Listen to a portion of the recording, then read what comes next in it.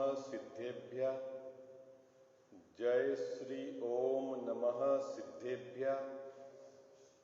जय श्री ओम नमः सिद्धेभ्यः।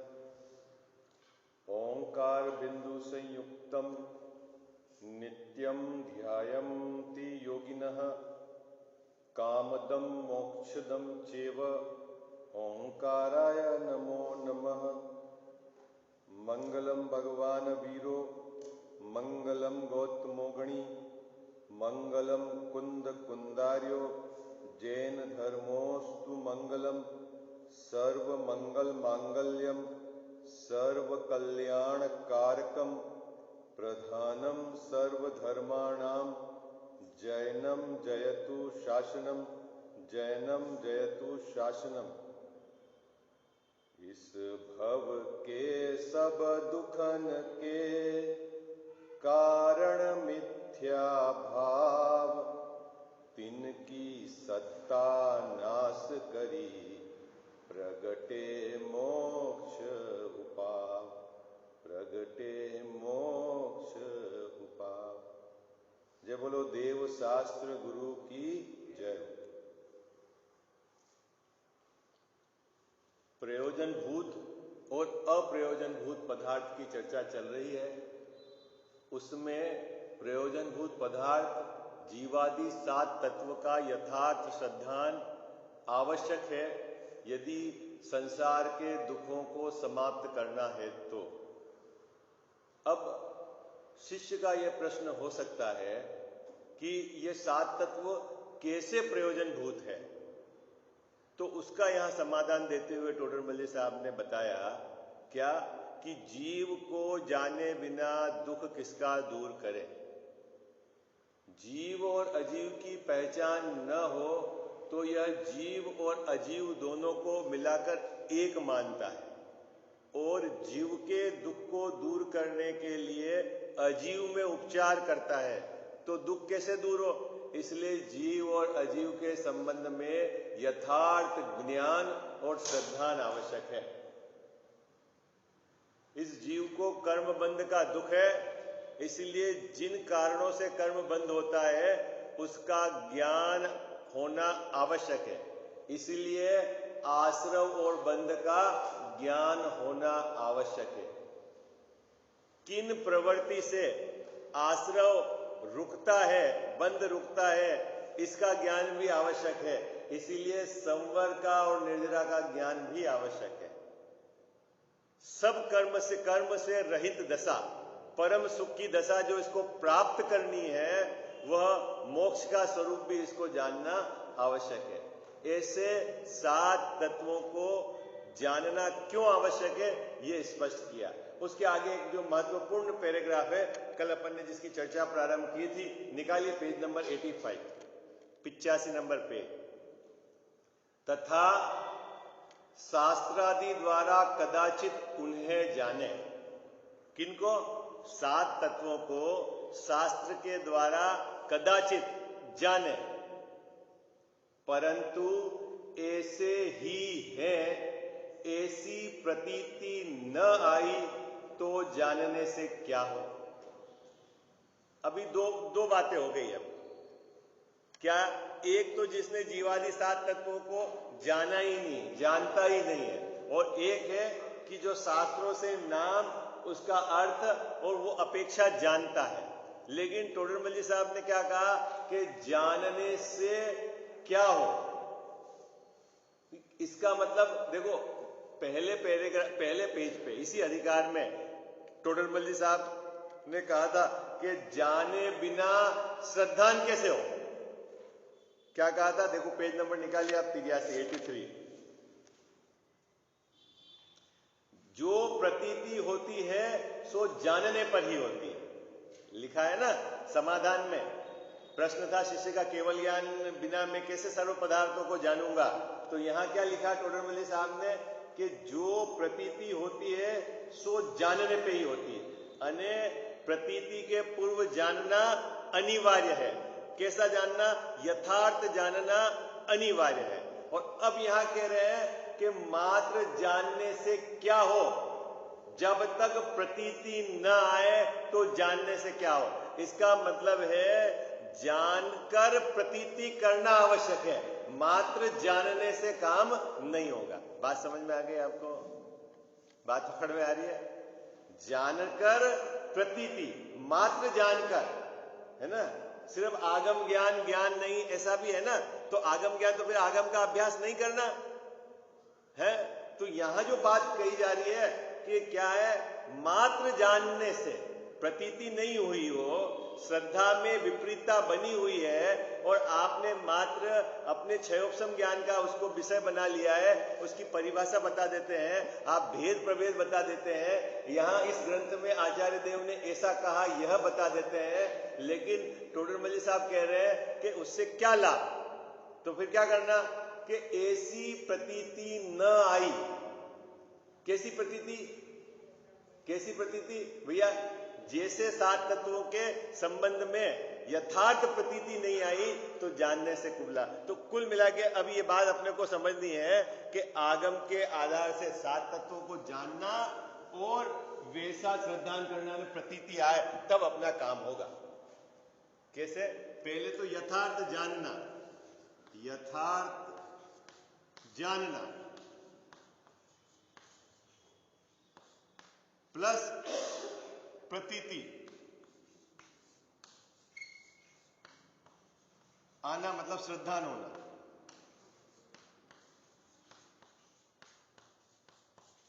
इन दोनों को मिलाकर काम होगा। अभी प्रतीति कैसे आएगी? जाने बिना, यथार्थ जाने बिना प्रतीति नहीं होगी, इसलिए जानना। और अब यहां कह रहे हैं कि मात्र जानकर ही आप यदि मिथ्या संतुष्ट हो गए कि हाँ मुझे पता है और प्रतीति नहीं आई, चेंज नहीं हुई, तो फिर कोई कार्यकारी नहीं। दोनों बातें इसी अधिकार में टोडरमल साहब ने स्पष्ट की है। क्या बात की है? जानना, क्योंकि जानेंगे नहीं तो प्रतीति कैसे आएगी। और अब क्या कह रहे हैं कि मात्र जानने से कुछ नहीं होगा जब तक कि आपके प्रतीति नहीं आए। तो पूरा अभी ये जो है ना, ये बात बहुत महत्वपूर्ण है। सात तत्वों के संबंध में यथार्थ कहां से जाने? कल्याण साहब कहां से जाने? आगम के अभ्यास से। फिर अब आगम के अभ्यास से जानकर फिर ऐसी प्रतीति आना, तब जाके काम होगा। और यदि श्रद्धान यदि अपना सम्यक नहीं हुआ, तब तक हमारे मोक्ष मार्ग प्रारंभ नहीं होगा, हमारे दुखों का अंत नहीं आएगा। देखो ऐसा कहते हैं ना कि 11 अंग 9 पूर्व के पाठी हुए, कुछ कार्यकारी नहीं है। तो इसका मतलब आप ये मत समझना कि आगम का अभ्यास कुछ कार्यकारी नहीं है। वहां वो अपेक्षा है। क्या अपेक्षा है? कि ज्ञान के साथ श्रद्धान आवश्यक है। किस पे जोर दिया जा रहा है कि हाँ, मात्र आप याद करके या संतुष्ट हो गए, उसके लिए श्रद्धान पे जोर दिया जा रहा है। लेकिन इसका मतलब कदाचित ऐसा नहीं है कि आगम का अभ्यास नहीं करना, क्योंकि क्रम तो यह है कि पहले आपको आगम से सात तत्वों का यथार्थ जानना होगा, फिर जानने में जैसे जैसे दृढ़ता और निर्णय हो जाएगा और फिर आपकी जो है क्या होगी, श्रद्धान सम्यक हो जाएगी। चलो देखो क्या कहते हैं, पढ़ते हैं अब आप आगे। तथा शास्त्रादि द्वारा कदाचित उन्हें जाने, परंतु ऐसे ही हैं, ऐसी प्रतीति न आई तो जानने से क्या हो? प्रश्न। इसीलिए उनका श्रद्धान करना कार्यकारी है। ऐसे जीवादि तत्वों का सत्य श्रद्धान करने पर ही दुख होने का अभाव रूप प्रयोजन की सिद्धि होती है। दुख के अभाव रूप प्रयोजन की सिद्धि कैसे होती भैया? है सत्य श्रद्धान करने से। आई बात समझ में? जानने की बात नहीं है, जानकर श्रद्धान करने से। पूरा एक क्रम है। इसीलिए जीवादिक पदार्थ है वे प्रयोजन भूत जानना। क्या कह जाओ साहब? जीवादिक पदार्थ है ना, वो प्रयोजन भूत जानना। किस कार्य के लिए प्रयोजन भूत है? प्रश्न क्या चल रहा था? शिष्य ने ये प्रश्न खड़ा किया था कि जब तक मुझको केवल ज्ञान नहीं होगा, तब तक मैं सब पदार्थों को यथार्थ नहीं जान पाऊंगा। तब टोडरमल जी साहब ने उत्तर दिया था कि सम्यक ज्ञान प्राप्त करने के लिए या सम्यक श्रद्धान करने के लिए सब पदार्थों का यथार्थ श्रद्धान अनिवार्य नहीं है, प्रयोजनभूत पदार्थों का यथार्थ। अब फिर प्रश्न आया कि प्रयोजनभूत पदार्थ क्या है, तो टोडरमल जी साहब ने स्पष्ट किया कि 7 तत्व का प्रयोजनभूत है। तो साहब कैसे हैं प्रयोजनभूत? फिर उसका उत्तर दिया कि ऐसे ऐसे ये 7 तत्व प्रयोजनभूत है। अब यहां अंत में आकर स्पष्ट कर रहे हैं कि इनका जानना पर्याप्त नहीं है, जानकर श्रद्धान करना पर्याप्त है। देखो धर्म प्रकट होगा ना जैन साहब, तो ये विधि है सम्यक दर्शन ज्ञान चारित्र। सम्यक दर्शन ज्ञान चारित्र। दर्शन नहीं होगा, सम्यक दर्शन नहीं है तो ज्ञान आपका मिथ्या है। क्या है आपका? ज्ञान है मिथ्या, और चारित्र है वो मिथ्या चारित्र। सम्यक दर्शन के बिना ज्ञान वो मिथ्या ज्ञान, और चारित्र वो मिथ्या चारित्र। और सम्यक दर्शन करने को प्राप्त करने की जो विधि प्रक्रिया में है, तो आगम के ज्ञान से, सम्यक ज्ञान से सम्यक दर्शन होता है। अभी देखना विधि क्या है कि जैसे आपने आगम के आधार से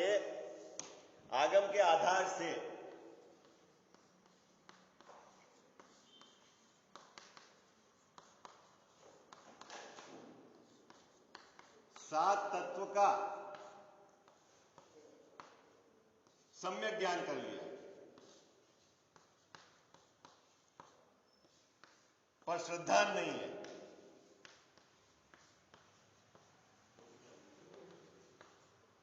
क्या 7 तत्व का सम्यक ज्ञान हो गया है, लेकिन क्या है गजाव साहब? श्रद्धा नहीं है। तो धर्म परिणमित हुआ क्या? पर्याय में नहीं हुआ। क्यों? कि धर्म परिणमित कब होगा?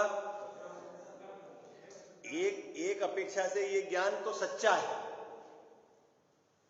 किसी अपेक्षा से? क्योंकि आगम के आधार से आपने 7 तत्वों का जो ज्ञान किया है ना, वो ज्ञान तो सच्चा है लेकिन सम्यक नहीं है। क्यों सम्यक नहीं है?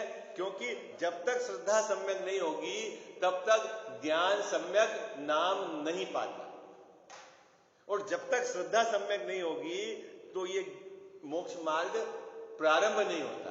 मोक्ष मार्ग के लिए ना सम्यक दर्शन ज्ञान चारित्राणि मोक्ष मार्ग, तीनों एक साथ होते हैं। क्या होते हैं? तीनों एक साथ होते हैं। एक नहीं है, एक है एक पहले होगा ऐसा नहीं। चारित्र में पूरा होने का क्रम पड़ता है, लेकिन उत्पत्ति धर्म की तीनों एक साथ होते हैं। सम्यक दर्शन, ज्ञान और चारित्र। दर्शन हुआ तो जो ज्ञान है वो सम्यक नाम पाता है, और अनंतानुबंधी का अभाव हो गया, वो चारित्र है, वो धर्म प्रकट हो गया, शांति चालू। ठीक है ना? अब प्राप्त करने की जब प्रक्रिया की चर्चा की जाती है, क्या तो क्या पहले ज्ञान और फिर श्रद्धा, और धर्म की जब चर्चा की जाएगी तो सम्यक दर्शन ज्ञान। तो टोडरमल जी साहब ने कहा बिना जाने श्रद्धान किसका हो, प्रतीति किसकी हो? ठीक है। और अब यही कह रहे हैं क्या कि जान तो लिया, लेकिन यदि प्रतीति नहीं हुई तो जानना क्या कार्य है? इसका मतलब है प्रक्रिया क्या है? जानो और फिर प्रतीति हो। आई बात समझ में? एक पेज पहले क्या कहा था? एक पेज पहले कि जाने नहीं तो प्रतीति किसकी, और अब यहां कह रहे हैं जान तो लिया है लेकिन प्रतीति नहीं हुआ है, तो क्या फायदा जानने से? प्रतीति में नहीं आए तो क्या है कि श्रद्धान आपका ऐसे ही है। ऐसा यदि आपको प्रतीति नहीं आए तब तक आपके श्रद्धान सम्यक नहीं। अब मुद्दे वाली बात यह है, कल बहन ने पूछा था ना कि साहब शुभ भाव और अशुभ भाव दोनों बंध का कारण है, तो शुद्ध भाव कैसे प्रकट करें?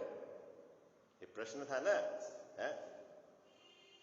देखो ये बहुत मार्मिक प्रश्न है, और हो सकता है आप सबके चित्त में खड़ा हो, लेकिन बहुत सारे जीव ऐसे रहते हैं कि जो समाधान खोजते नहीं, और किसकी जिज्ञासा है समाधान खोजना, तो प्रश्न उन्होंने खड़ा किया। क्या खड़ा किया कजावत साहब?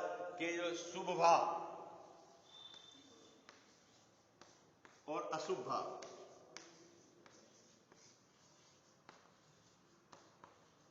दोनों आश्रव बंध है।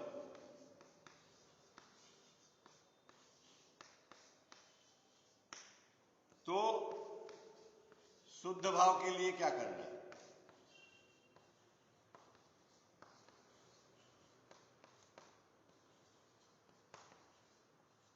समझ में आ गया प्रश्न आपको? हाँ जी या ना जी? यही था ना प्रश्न आपका कि शुभ भाव और अशुभ भाव, है ना? शुभ भाव करता कौन है?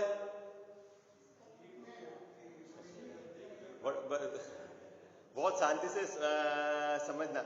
शुभ भाव कौन करता है? हैं? अरे बोलो ना भाई। उनका प्रश्न था कि शुद्ध भाव करने के लिए क्या करना?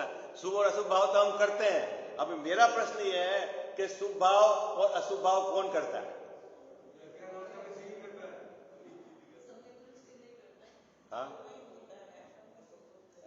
बहुत बात एक, अगर आप बोलते हो कि मैं करता हूं, ठीक है, तो आप एक ही जाति का शुभ भाव लगातार कर सकते हो। चलो शुभ तो नहीं कर सकते हो, अशुभ कर सकते हो। बात पकड़ में आ रही है आपको? क्या कहा? एक ही तीव्रता का या कंटिन्यूएशन में लगातार, आप जैसे पूजा करने आए कजावत साहब, पूजा करने के पहले समय का परिणाम और पूजा करने के बीच का परिणाम और पूजा करने के अंतिम समय का परिणाम एक जैसा होता है? अरे ये तो पकड़ में आता है ना आपके ज्ञान में। होता है कि नहीं होता है एक जैसा? नहीं होता है। तो इसका मतलब है आपने कम ज्यादा करा क्या वहां पर? आपने कुछ किया क्या कम ज्यादा? हाँ? अरे हाँ जी या ना, कुछ तो बोलो आप। समाधान आपको समाधान समझना है भाई। आपने कुछ ज्यादा कम किया क्या वहां पर? फिर क्या हुआ? हुआ ना परिणाम? अरे बोल। या तो आपने किया या हुआ, दोनों में से एक पक्ष में तो खड़े रहो आप। आगम में कहा है वो किस अपेक्षा से वो चर्चा करेंगे। वो शब्द से शब्द में उसका मलेच्छ नहीं हो जाना। भाव पकड़ने की कोशिश करना। क्या शुभ भाव आप कर सकते हो? अरे हाँ, कोई आवाज ही नहीं कर सकते। अशुभ भाव नहीं कर सकते। तो फिर मैं शुभ भाव करता हूं, मैं अशुभ भाव करता हूं, ऐसा क्यों अपन कहते हैं?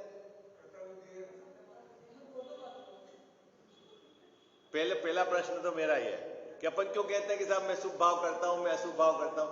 पहले तो एक कर सकते हो कि नहीं? आप स्वयं कह रहे हो कि नहीं कर सकता। फिर क्या? और तीसरा, जब ये दो नहीं कर सकता तो शुद्ध भाव कैसे करूंगा? जब ये भी होता है तो ये भी होगा। बात पकड़ में नहीं आई आपको? हाँ? हाँ? अब प्रश्न है कि साहब पुरुषार्थ क्या करना है ना? देखो, उपदेश की शैली एक अलग बात है और क्रमबद्ध पर्याय का परिणमन एक अलग बात है। उपदेश की शैली में पुरुषार्थ करने की एक प्रक्रिया है। अब वो मैं आपको बताता हूं कि हमको पुरुषार्थ क्या करना है।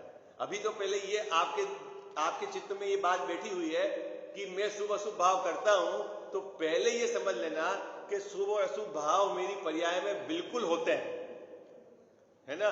उसकी तीव्रता में भी चेंज होता है और शुभ से अशुभ, शुभ से अशुभ से शुभ ये होता है, अंतर्मुहूर्त के अंदर परिवर्तित होते हैं। लेकिन उस समय मैं क्या करता हूं और वहां जो होते हैं क्या है, ये शुभ अशुभ भाव होते हैं ना, ये बिल्कुल आपको पकड़ में आते हैं ना? क्यों? कि एक ज्ञान क्रिया चल रही है साथ में।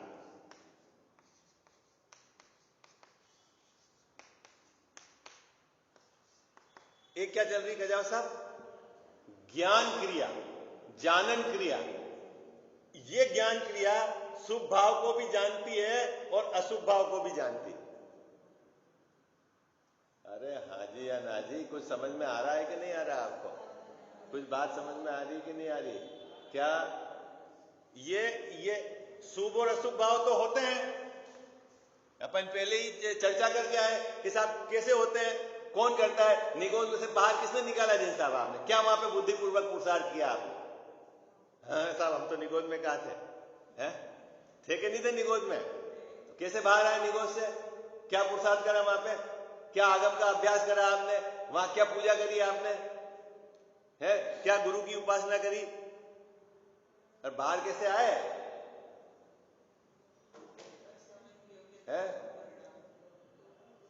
तो वो जो उसके है ना तत्समय की इस जीव की योग्यता, या कहो कि अनेक समय में जो कर्म का बंध और है ना उसके जो इफेक्ट बनाते, एक समय में होने वाले बंध का उदय अलग अलग समय में आता है। आई बात समझ में? और अलग अलग समय में बंधने वाले कर्म का उदय एक समय में आता है। तीन बातें बराबर ध्यान में रखना। आप अपन अगर कर्म फिलोसॉफी से बात करते हैं, एक समय में बंधे हुए कर्म का उदय अलग अलग समय में आता है, अलग अलग समय में बंधे हुए कर्म का उदय एक समय में आता है, प्लस जीव के वर्तमान भाव का निमित्त पाकर बंधे हुए कर्म में संक्रमण, उत्कर्षण, अपकर्षण, सब इतनी सारी चीजें वहां प्रक्रिया होती है। तब कोई ऐसा समय बना तो उससे निमित्त पाकर जो आपके भाव है वैसे बंधे और आप बाहर निकल के आए। ऐसे ही जीव के शुभ और अशुभ, शुभ और अशुभ भाव होते रहते हैं, इसकी इंटेंसिटी चेंज होती रहती है और अंतर मुहूर्त में पलटते रहते हैं। यहां तक बात समझ में आ गई? इसको करता कौन है? करता कौन है? हाँ, जो इसको कर्ता मानता है वो अज्ञानी है। इसका जो अपने को कर्ता मानता है वो अज्ञानी है। जो शुभ भाव का अपने को कर्ता मानता है, अशुभ भाव का अपने को कर्ता मानता है, वो क्या है? जैसा अज्ञानी है। क्यों अज्ञानी है? होती हुई चीज का ये कर्ता बनता है। तो साहब फिर मैं क्या करता हूं? तो भाई तू जो करता है वो तो ये है ना, तू जो करता है वो तो ये है। क्या करता है तू? अब हमारा इस भूमिका में पुरुषार्थ क्या होना चाहिए? जो प्रश्न था वो सुंदर कि अभी तो आगम के अभ्यास से, सर्वप्रथम आगम के अभ्यास से, ये बहुत जरूरी है। आगम के अभ्यास से अपने को क्या करना? ये और ये, इन दोनों की भिन्नता, इसको बोलते हैं भेद विज्ञान, ये काम अपने को करना है। विवेक, भेद विज्ञान, भिन्नता, क्या बात पकड़ में आई? कहां से जानोगे आप?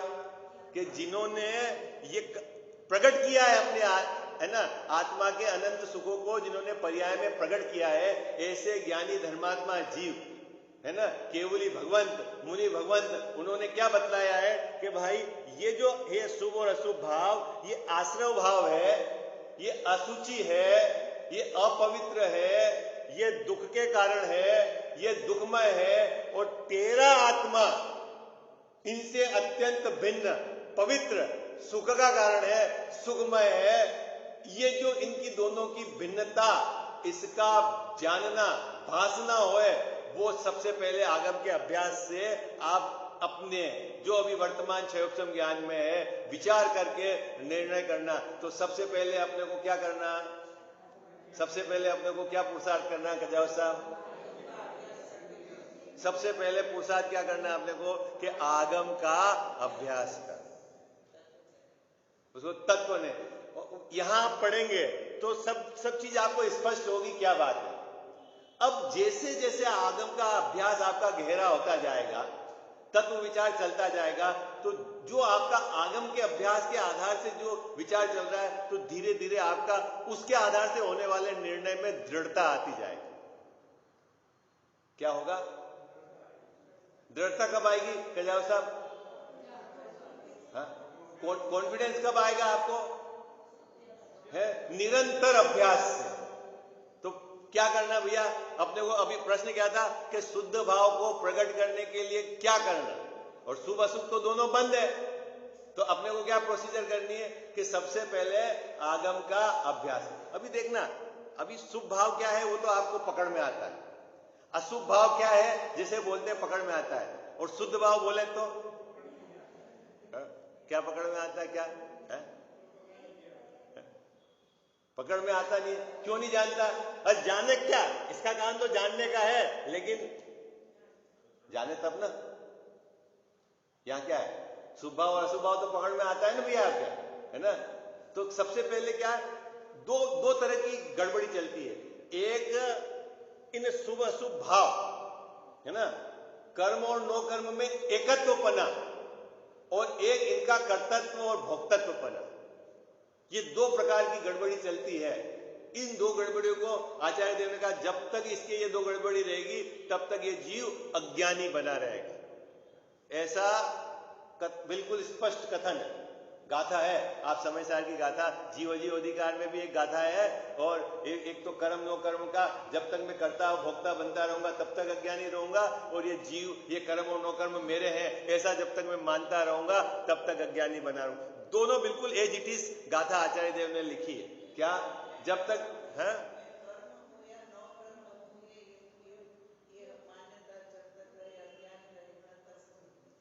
ठीक है ना, मतलब आप देखना गाथा, आप रेफरेंस देख लेना समय सार के अंदर। दो तरीके से अज्ञानी की बात कही है। क्या, एक तो शरीर और नो कर्म का में एकत्व ममत्व, और एक उसका कर्ता भोक्ता मानता है। अब ये जो बुद्धि चल रही है, इस बुद्धि का कैसे विसर्जन हो विपरीतता का, तो उसके लिए प्रोसीजर क्या है कि है ना, सबसे पहले आगम का अभ्यास करना। क्योंकि क्षयोपशम लब्धि और विशुद्धि लब्धि तो है हमारे पास। बुद्धिपूर्वक प्रयास की बात चल रही है सुशील भैया, कि बुद्धिपूर्वक क्या करें, है ना। 5 लब्धि में देखो, क्षयोपशम लब्धि और विशुद्धि लब्धि। क्षयोपशम लब्धि तो हमें है, इसके लिए तो आपको क्या पुरुषार्थ करा आपने भाई, संगी पंचेंद्रीय जीव है, मतलब उसमें क्षयोपशम में लब्धि है कि वो सम्यक दर्शन प्राप्त करने की योग्यता है। विशुद्धि मतलब कसाई की इतनी आपकी मंदता है कि आप यह बात जानने की जिज्ञासा रख रहे हैं कि क्या कह रहे हैं, मेरे को संसार के दुखों से छूटना है, ऐसा अंदर में आपकी भावना चल रही है ना, तो विशुद्धि है। अब जो मोटा काम है देशना लब्धि के अंदर, ये बड़ा काम है। देशना लब्धि में आपको सबसे पहले गुरु के मुख से या केवली भगवान के मुख से या जिनवाणी के अभ्यास के द्वारा क्या करना है, अपने को सबसे पहले कि ज्ञान स्वरूप आत्मा का निर्णय करना है। अब आपके दिमाग में ये बात रहेगी, साहब कोई सीधा तरीका बता दो कि अनशन करना हो, उपवास करना हो और काम हो जाए, हमारा शुद्ध भाव हो जाए। वो कोई प्रोसीजर है नहीं, तरीका ही नहीं है, विधि ही नहीं है। इस विधि से क्रॉस होकर आपको आगे बढ़ना पड़ेगा, अदरवाइज कोई तरीका नहीं, कोई भी गली नहीं है। यदि आपके दिमाग में है ना, कोई मैं अपनी मर्जी से क्रिया कर दूं, मर्जी से कुछ छोड़ दूं और धर्म प्रकट हो जाएगा, बिल्कुल नहीं।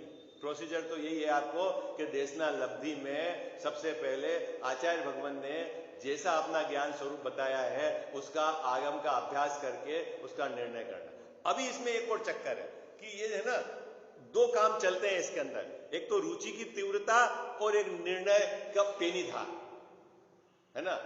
आगम का अभ्यास आप जितनी बार करेंगे, है ना, और जितना विचार करेंगे, वैसे वैसे आपका निर्णय में दृढ़ता आती जाएगी। एक बार सुना तो मुझे हाँ यार, अरे ये तो पुण्य पाप दोनों है, ये तो आपने, लेकिन अंदर की जो दृढ़ता कैसे आएगी, जैसा बारंबार अभ्यास करके, है ना। तो अभी अपनी भूमिका में बुद्धिपूर्वक निरंतर हमको क्या करना है, आगम का अभ्यास करना है और भेद विज्ञान विवेक जागृत करना है। विवेक जागृत क्या करना है कि स्व और पर के बीच में भिन्नता। स्व में तो जिसमें अहमपना स्थापित होवे, एक तरफ मैं और एक तरफ मुझको छोड़कर सब, ऐसी जो आपकी ज्ञान की धारा विकल्प में आगम के आधार से, विचार के आधार से निरंतर कर। बस संजय जी भाई साहब, बुद्धिपूर्वक आपको यह काम करना, पहला कोर्स अपना ही है। फिर अबुद्धिपूर्वक कार्यक्रम जो चलेगा वो आपके हाथ की बात नहीं है। रुचि की तीव्रता से प्रायोगिक लब्धि में जाएगा, करण लब्धि में जाएगा, सम्यक दर्शन हो जाएगा, आपकी परिणति में शुद्ध भाव प्रकट हो जाएगा। वो सब कार्यक्रम आपका ऑटोमेटिक हो जाएगा। आपने को क्या करना है, आगम का अभ्यास करके और उसमें निरंतरता लाकर, और देखो जैसी जैसी एबिलिटी है अपनी उतनी निरंतरता चाहिए, क्योंकि वो धारणा ज्ञान तक ये बात बैठ जानी चाहिए कि मैं ज्ञान स्वभावी आत्मा हूं, और ये जो शुभ अशुभ भाव है, ये आश्रव भाव है, ये मुझसे भिन्न है, न मैं इनका करता हूं, न मैं इनका भोगता हूं, मैं तो मात्र ज्ञाता हूं।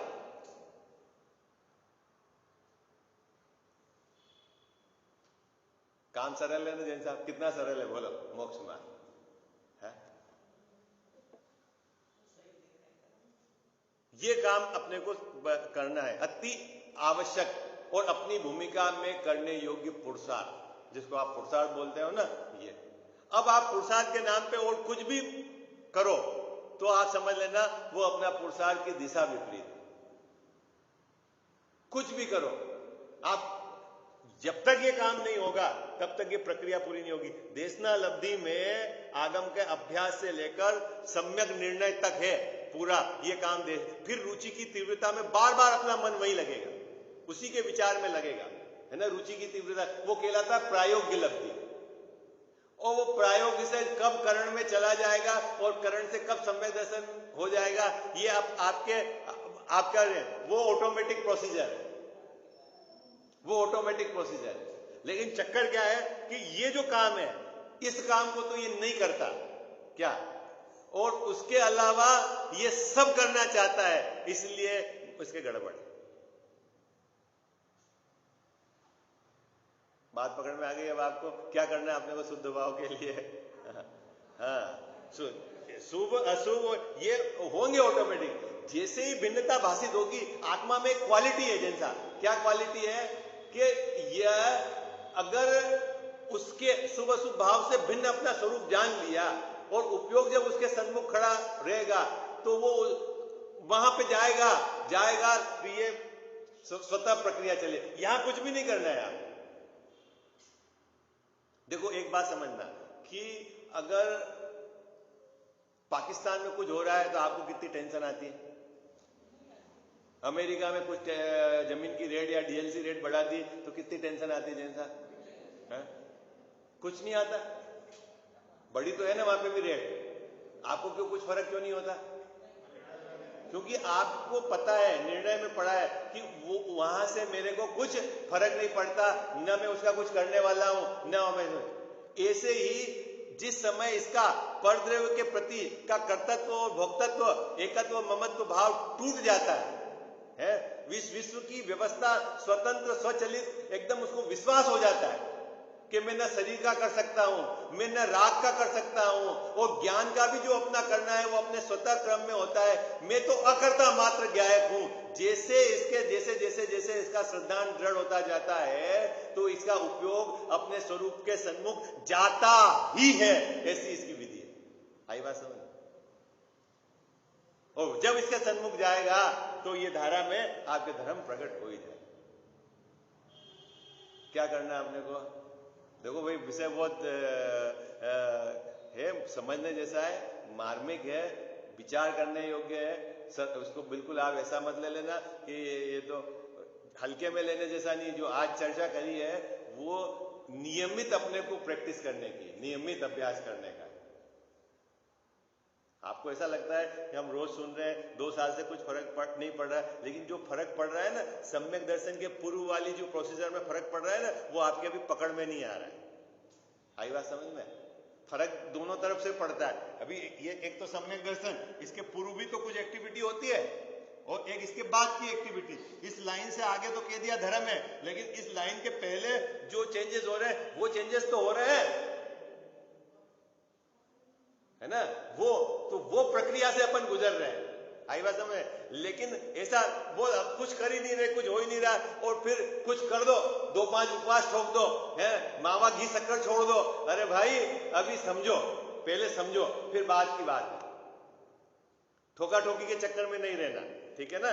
चले आगे, समय हो गया अपना। अभी 7 तत्वों को क्यों प्रयोजनभूत कहा, इसकी चर्चा हो गई। अब इसमें 2 तत्वों और 2 पदार्थों और ऐड करें, पुण्य पाप, क्योंकि वो सामान्य से विशेष है तो उनको भी जानना, क्योंकि सामान्य से विशेष बलवान होता है। जहां सामान्य कथन किया गया है वो सामान्य रूप से, और उसके भेद प्रभेद जाकर आप समझेंगे विशेष, तो वो और बलवान होता है। किस केस में बलवान होता है उसकी अपन कल चर्चा करेंगे।